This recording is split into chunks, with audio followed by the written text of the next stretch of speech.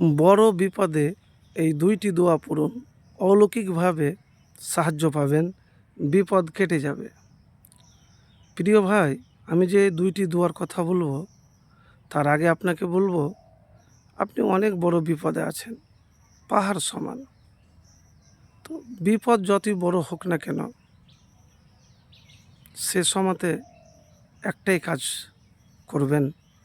সেই কাজ হলো ধৈর্য ধরে, কষ্ট করে ইন্না লিল্লাহি ওয়া ইন্না ইলাইহি রাজিউন, আল্লাহুম্মা জুরনি ফি মুসিবাতি ওয়া আখলিফ লি খায়রাম মিনহা। ইন্না লিল্লাহি ওয়া ইন্না ইলাইহি রাজিউন, আল্লাহুম্মা আজিরনি ফি মুসিবাতি ওয়া আখলিফ লি খায়রাম মিনহা। ব্যাস এতটুকুন এই দোয়াটি আপনি সবসময় পাঠ করবেন এবং আফসোস করবেন না, কোনো দুঃখ করবেন না। কেন জানেন? আপনি যদি আন্তরিকতার সাথে আলহামদুলিল্লাহ আল্লাহর শুকরিয়া আদায় করেন, তাহলে আল্লাহ আপনাকে বিপদ থেকে তো মুক্তি দিবেনই, উত্তম জিনিস দিবেন। কিন্তু কথা হলো, এই বিপদের সময়তে অনেকে কিন্তু ধৈর্য হারিয়ে ফেলে।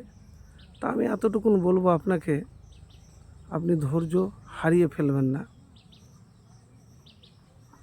এই দোয়াটি পাঠ করবেন। আর চলতে ফিরতে, উঠতে বসতে আরেকটি দোয়ার কথা বলবো।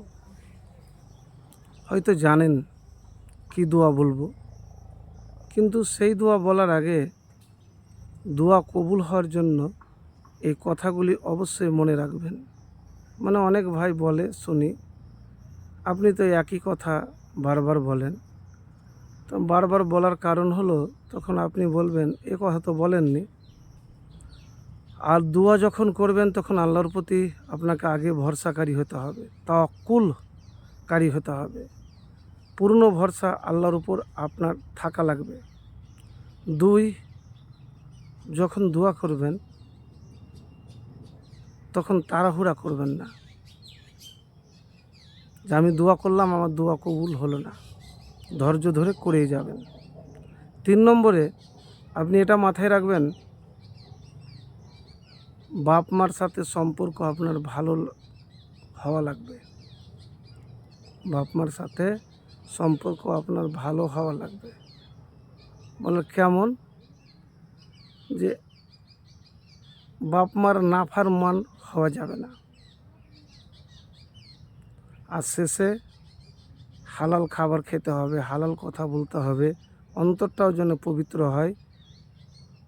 আপনাকে সব দিক থেকে পবিত্র হতে হবে। তারপরে আমি যে দোয়াটির কথা বললাম তার আগে দুরুদ পড়বেন, দুরুদ ইব্রাহিম। লা ইলাহা ইল্লা আনতা সুবহানাকা ইন্নী কুনতু মিনাজ জালিমিন।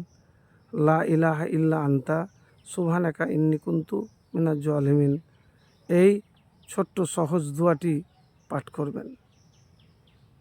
এবারে বলবেন আমি তো এটা খুবই পড়ি, কিন্তু হয় না কেন?